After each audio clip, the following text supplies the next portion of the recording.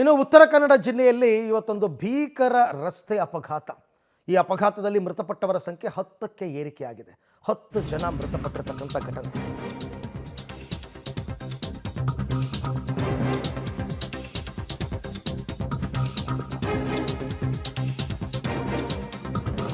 ತರಕಾರಿ ಲಾರಿ ಪಲ್ಟಿಯಾಗಿ 10 ಜನ ದುರ್ಮರಣಕ್ಕೀಡಾಗಿದ್ದಾರೆ. ಯಲ್ಲಾಪುರದ ಅರಬೈಲ್ ಬಳಿ ನಡೆದಿರತಕ್ಕಂಥ ಅಪಘಾತ. ಮೃತಪಟ್ಟವರೆಲ್ಲರೂ ಹಾವೇರಿ ಜಿಲ್ಲೆಯ ಸವಣೂರು ಪಟ್ಟಣದವರು. ಸವಣೂರಿನಿಂದ ಕುಮಟಾದ ಸಂತೆಗೆ ತೆರಳುತ್ತಾ ಇತ್ತು ತರಕಾರಿ ಲಾರಿ. ಅತೀ ವೇಗದಿಂದ ವಿದ್ಯುತ್ ಕಂಬಕ್ಕೆ ಗುದ್ದಿ ಈ ಅವಘಡ ಆಗಿದೆ. ಲಾರಿಯಲ್ಲಿ 30 ಜನರು ಸಂತೆಗೆ ಹೋಗ್ತಾ ಇದ್ರು. ಇನ್ನು ಮುಖ್ಯದವ್ರನ್ನೆಲ್ಲರನ್ನೂ ಹಾಸ್ಪಿಟ್ಲಿಗೆ ಅಡ್ಮಿಟ್ ಮಾಡಿದ್ದಾರೆ, ಯಲ್ಲಾಪುರ ಸರ್ಕಾರಿ ಆಸ್ಪತ್ರೆಗೆ. ಅಲ್ಲಿನ ಸ್ಥಳೀಯ ಶಾಸಕ ಶಿವರಾಮ್ ಹೆಬ್ಬಾರ್ ಅವರು ಹಾಸ್ಪಿಟ್ಲಿಗೆ ಭೇಟಿಯಾಗಿ ಕೆಲವರ ಆರೋಗ್ಯವನ್ನು ವಿಚಾರ ಮಾಡಿದ್ದಾರೆ.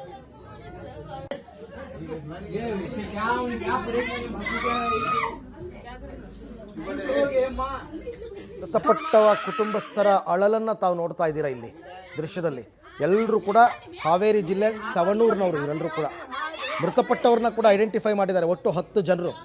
ಫಯಾಜ್ ಜಮಖಂಡಿ, ವಾಸಿಂ ಮುಡಗೇರಿ, ಇಜಾಜ್ ಮುಲ್ಲಾ, ಸಾದಿಕ್ ಬಾಷಾ, ಗುಲಾಂ ಹುಸೇನ್ ಜವಳಿ, ಇಮ್ತಿಯಾಜ್ ಮುಳಕೇರಿ, ಅಲ್ಫಾಸ್ ಜಾಫರ್, ಜೀಲಾನಿ ಅಬ್ದುಲ್ ಜಖಾತಿ, ಅಸ್ಲಂ ಬಾಬುಲಿ ಬೆಣ್ಣಿ ಇವರೆಲ್ಲರೂ ಕೂಡ ಮೃತಪಟ್ಟವರು ಐಡೆಂಟಿಫೈ ಮಾಡಿದ್ದಾರೆ. ಈಗ ನೀವು ನೋಡ್ತಾ ಇರ್ತಕ್ಕಂಥ ಇವರ ಕುಟುಂಬಸ್ಥರ ಆಕ್ರಂದನ ಈ ಕುಟುಂಬದವರದೇ.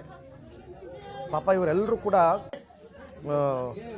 ಕೂಲಿ ನಾಲಿ ಮಾಡ್ಕೊಂಡು ಬದುಕ್ತಾ ಇದ್ದವರು. ಸಂತೆಗೆ ಹೋಗಿ ತರಕಾರಿ ಮಾರ್ಬಿಟ್ಟು ಬರೋಣ ಅಂತ ಬರ್ತಿದ್ದವರು ಈಗ ಮೃತಪಟ್ಟಿದ್ದಾರೆ. ಈ ಬಗ್ಗೆ ಮತ್ತಷ್ಟು ಮಾಹಿತಿ ನನ್ನ ಕೊಲೀಗ ನವೀನ್ ಸಾಗರ್ ಅವರಿಂದ ಪಡ್ಕೊಳ್ಳೋಣ. ಎಸ್ ನವೀನ್, ಈಗ ಮೃತಪಟ್ಟವರ ಸಂಖ್ಯೆ 10ಕ್ಕೆ ಏರಿಕೆಯಾಗಿದೆ ಅನ್ನೋದು ಒಂದು ಅಪ್ಡೇಟು.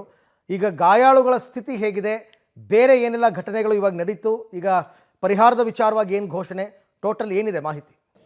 ಸದ್ಯಕ್ಕೆ ಗಾಯಾಳುಗಳ ಸಂಖ್ಯೆ 18ಕ್ಕೆ ಇರುವಂಥದ್ದು. 18ರಲ್ಲಿ 14 ಜನರನ್ನು ಕಿಮ್ಸ್ ಆಸ್ಪತ್ರೆ ಹುಬ್ಬಳ್ಳಿಗೆ ಕಳಿಸಿದರೆ 4 ಜನರಿಗೆ ಇಲ್ಲಿಗೆ ಯಲ್ಲಾಪುರದ ಸರ್ಕಾರಿ ಆಸ್ಪತ್ರೆಯಲ್ಲಿ ಚಿಕಿತ್ಸೆಯನ್ನು ಕೊಡ್ತಾ ಇರುವಂಥದ್ದು. ಇನ್ನು ಉಳಿದಂಥ 10 ಜನರ ಶವವನ್ನು ಇಲ್ಲಿ ಶವಗಾರ ನಿಮಗೆ ತೋರಿಸ್ತೇನೆ. ಶವಗಾರದಲ್ಲಿ ಈಗ ಶವ ಪರೀಕ್ಷೆಯನ್ನು ಮಾಡ್ತಾ ಇರುವಂಥದ್ದು. ಈಗಾಗಲೇ 3 ಶವಗಳನ್ನು ಶವ ಪರೀಕ್ಷೆ ಮಾಡಲಾಗಿದೆ. ಇನ್ನು ಉಳಿದವರ ಶವ ಪರೀಕ್ಷೆಗಳು ಕೂಡ ಆಗಬೇಕು. ಅದರ ನಂತರದಲ್ಲಿ ಸಂಬಂಧಿಕರಿಗೂ ಕೂಡ ಶವವನ್ನು ಹಸ್ತಾಂತರವನ್ನು ಮಾಡಲಾಗ್ತದೆ. ನೀವು ನೋಡ್ಬೋದು ಈ ಭಾಗದಲ್ಲಿ. ಇನ್ನು ಈಗಾಗಲೇ ಮುಖ್ಯಮಂತ್ರಿಗಳು 3 ಲಕ್ಷ ರೂಪಾಯಿ ಮೃತರಾದವರಿಗೆ ಈಗ ಪರಿಹಾರವನ್ನು ಘೋಷಣೆ ಮಾಡಿರುವಂಥದ್ದು. ಇನ್ನು ಈ ಭಾಗದಲ್ಲಿ ನೋಡ್ಬೋದು ಸಾಕಷ್ಟು ಜನ ಕುಟುಂಬಸ್ಥರು ಇವತ್ತು ಶವಗಾರದ ಮುಂದೆ ನಿಂತಿರುವಂಥದ್ದು. ಅವರ ದುಃಖ ಮಡುಗಟ್ಟಿರುವಂಥದ್ದು. ಇಂಥ ಸ್ಥಿತಿ ಇರುವಂಥದ್ದು.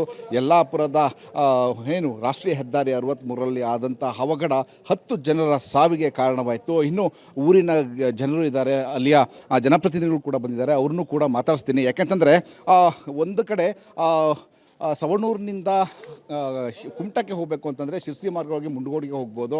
ಆದರೆ ಅವರು ಸವಣೂರಿನಿಂದ ಹುಬ್ಬಳ್ಳಿ ಮತ್ತು ಬೆಳಗಾವಿ ಭಾಗಕ್ಕೂ ಕೂಡ ಹೋಗುವಂಥದ್ದು. ಈ ಥರ ಭಾಳಷ್ಟು ಗೊಂದಲಗಳಿದ್ದಾವೆ. ಎಲ್ಲವನ್ನೂ ಕೂಡ ತಿಳ್ಕೊಳ್ಳೋಣ. ಯಾಕಂತಂದರೆ 21 ವರ್ಷದಿಂದ 44 ವರ್ಷದ ವಯೋಮಾನದವರೇ ಹೆಚ್ಚಾಗಿ ಸಾವನ್ನು ಕಂಡಿರುವಂಥದ್ದು. ಸರ್, ಈಗ ಯಾರ್ಯಾರು ಸತ್ತಿದ್ದಾರೆ, ಏನು ಅಪ್ಡೇಟ್ಸ್ ಏನಿದೆ?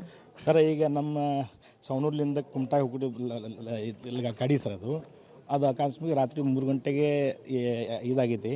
ಅದರಲ್ಲಿ 10 ಮಂದಿ ಮರ್ತು ಬಿಟ್ಟಿದ್ದಾರೆ. ಉಳ್ಕೊಂಡು ಸಣ್ಣ ಪುಟ್ಟ ಗಾಯ ಆಗೈತಿ. ಆಮೇಲೆ ರಾತ್ರಿ ನಮಗೆ 3 ಗಂಟೆಗೆ ಗೊತ್ತಾಯ್ತು.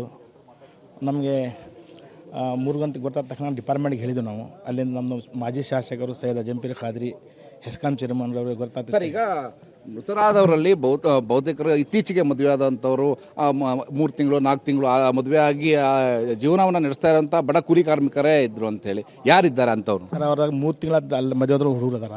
ಆಮೇಲೆ 6 ತಿಂಗಳು ಅದಾರ, 9 ತಿಂಗಳು ಅದಾರ. ಭಾಳ ಅಂದ್ರೆ ಎಲ್ಲ ಯಂಗ್ ಜನರೇಷನ್ ಅದ ಸರ್. ವ್ಯಾಪಾರಕ್ಕೆ ಹೋಗೋರು. ಅವರು 20-30 ವರ್ಷದಿಂದ ದಂಧೆ ಮಾಡ್ತಿದ್ದೆ ಅಲ್ಲಿ. ಕುಮಟಾ ಪ್ಲಸ್ ಹೊನ್ನಾವರ ಸಂತೆ ಮಾಡಿ ಅವ್ರು ಊರು ಮುಟ್ಟವರು. ನಾಳೆ ಸಂಜೆ ಮುಟ್ಟ ಅಲ್ಲಿ ಹಾರಿನಾಗ ಕರ್ಕೊಂಡು ಹೋಗ್ತಿದ್ದ ಜನರಿಗೆ ಸರ್. ಅರವಿಂದ್, ಏನಂತಂದರೆ ಬಹುತೇಕರು 21ರಿಂದ 44 ವರ್ಷದ ವಯೋಮಾನದವರೇ ಈಗ ಮೃತರಾಗಿರುವಂಥದ್ದು. ಅದರಲ್ಲಿಯೂ ಕೂಡ ಇತ್ತೀಚೆಗೆ 3 ತಿಂಗಳು 4 ತಿಂಗಳ ಹಿಂದೆ ಮದುವೆ ಆದಂತಹ ಸಂಸಾರವನ್ನು ಮಾಡ್ತಾ ಇರುವಂತಹ ಯುವಕರು ಕೂಡ ಇರುವಂಥದ್ದು. ಒಟ್ಟಿನಲ್ಲಿ ಈಗ ಈ ಭಾಗದಲ್ಲಿ ಈಗ ದುಃಖ ಮಡಿಕೊಟ್ಟಿರುವಂಥದ್ದು. ಈಗ ಶವವನ್ನು ಕೂಡ ಈಗ ಕುಟುಂಬಸ್ಥರಿಗೆ ಹಸ್ತಾಂತರವನ್ನು ಮಾಡುವ ಕಾರ್ಯಗಳು ಈಗ ನಡೀತಾ ಇರುವಂಥದ್ದು. ರೈಟ್, ಥ್ಯಾಂಕ್ ಯು ತಮ್ಮೆಲ್ಲ ಮಾಹಿತಿಗೆ ನವೀನ್, ಧನ್ಯವಾದ.